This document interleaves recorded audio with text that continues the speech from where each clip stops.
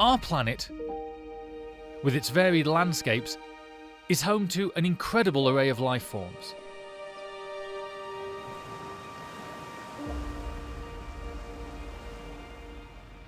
But the truth of the matter is that nature and people are competing for the same pieces of the planet. Although there are areas where coexistence occurs, in many cases this is just not feasible.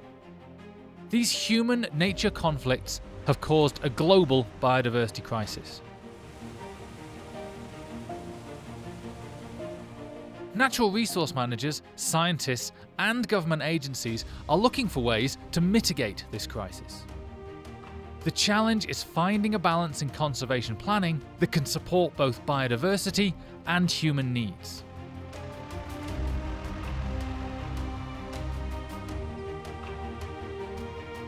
This is a classic optimization problem, and we need objective, quantitative tools to identify the optimal trade-offs between species protection and economic costs.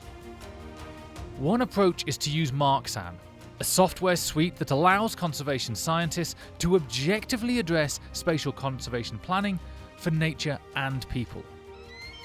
Marksan allows users to systematically evaluate the benefits and costs of managing different mixes of land use within a landscape to achieve conservation goals. Marksan is a data-driven decision support tool that helps structure, design, and evaluate spatial conservation projects for land, freshwater, and ocean ecosystems.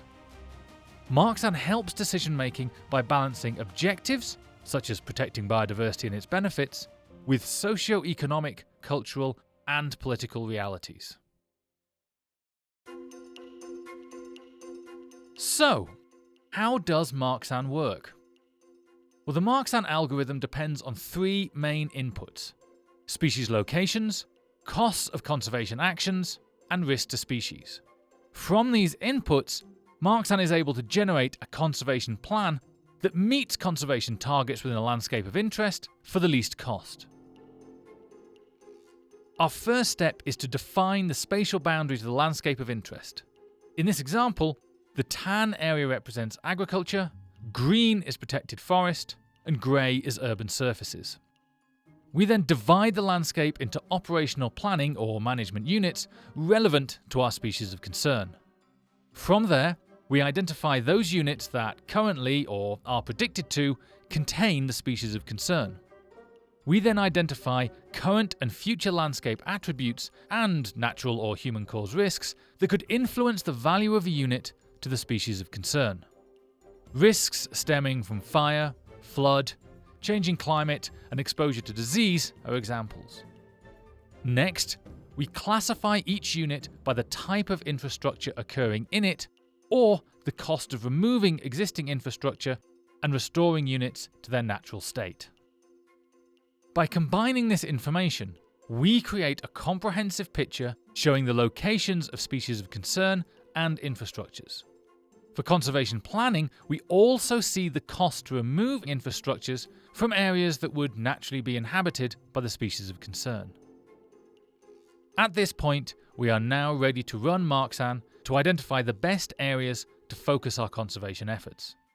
Our goal is to meet our conservation targets at minimal costs.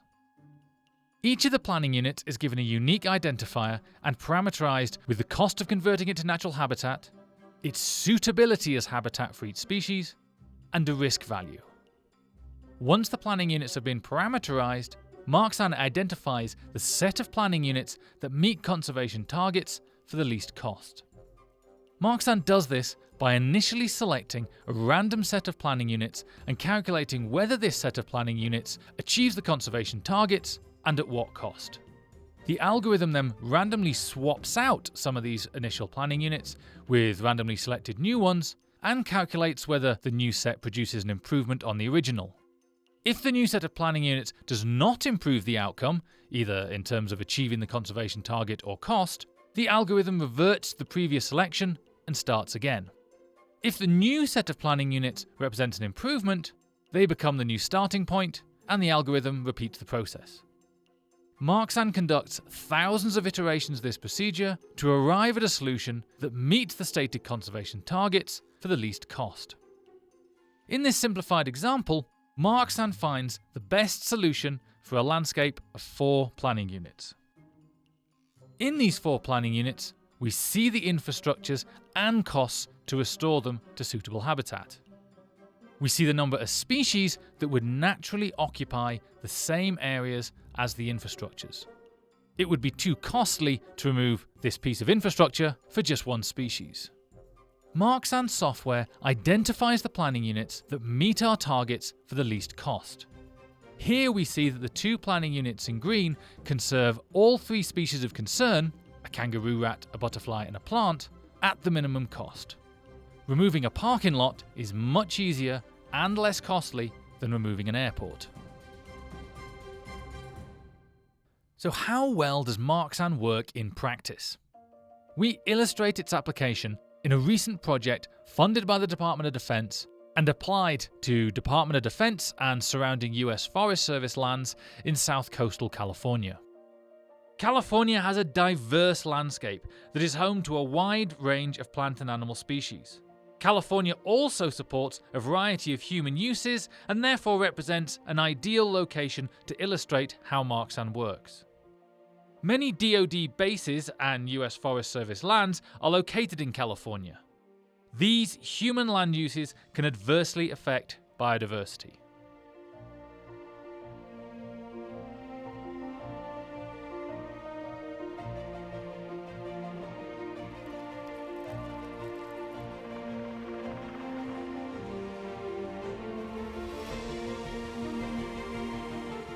We identified 5 species of concern for this case study: the California red-legged frog, the foothill yellow-legged frog, the arroyo toad, the western spadefoot toad, and the western pond turtle. So, where do these species occur? To describe where each species occurs and characterize the types of habitats each species requires, we collected over 180 environmental DNA, or eDNA, samples from a variety of aquatic habitats. The survey sites spanned diverse environmental settings and aquatic habitats, including a range of elevations, temperatures, precipitation, and soils. Sampling eDNA is a non-invasive procedure, and eDNA samples are also more likely to detect species than traditional methods that require the capture of individuals. eDNA samples are especially effective in detecting rare species and those that hide or avoid traditional sampling gear because their DNA is shed into the surrounding water where it is suspended, mixed, and easily sampled. We collected eDNA by pumping water from each site through a very fine mesh filter, which retained the eDNA.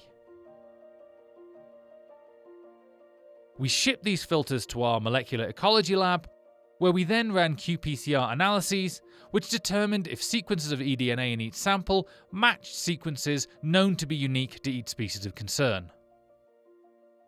These eDNA samples revealed which of the locations we sampled contained each species and which species were the most common. With the eDNA survey data, we produce species distribution models, or SDMs, that predict where else the target species could potentially occur. These models predict the relative habitat suitability of unsampled parts of the landscape based on observed relationships between species occurrences and several environmental variables such as habitat type, temperature, precipitation, and vegetation cover. The predicted distributions from these models were a critical input to the Marksan analyses. To run the Marksan analyses, we first divided the study area into 1,000 metre by 1,000 metre grids for use as planning units. We then characterised each planning unit in terms of its habitat suitability for each species, the costs of converting existing land use to high-quality habitat, and the risks that may influence the conservation value of a planning unit. Land costs are based on the type and extent of infrastructure present in the landscape of interest. We assigned costs to different infrastructures based on their ease of movement or rehabilitation. The risks we considered included the proximity of roads, the likelihood and intensity of wildfire, the presence of chytrid fungus, an amphibian pathogen, and projected climate change. The output of the Marxan analyses included estimates of cost, the relative priority of different planning units, and an optimal set of planning units that met different conservation targets. By running a series of Marxan analyses, we estimated how costs and the number of planning units required to protect target species increased as we increased how much of each species' habitat should be protected. Across the landscape, Marxan assigned each planning unit a value based on its relative conservation priority. By mapping these units, we identified areas of high conservation importance. This case study illustrates how Marxan can serve as an objective planning tool to reduce potential human biases in decision-making.